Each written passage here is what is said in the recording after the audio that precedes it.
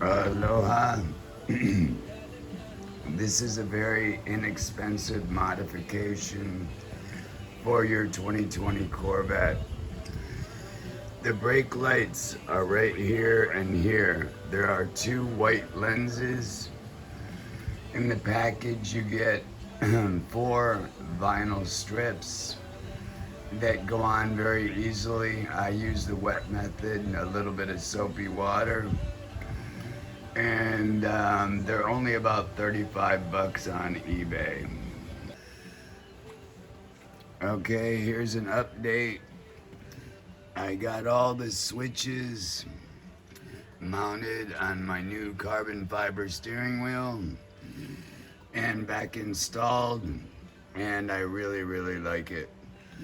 Also, for people who ask, right here is the neodymium magnet that I used because this sill is so wide to turn off the Corvette logo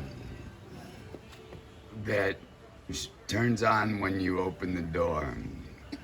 Aloha and stay safe.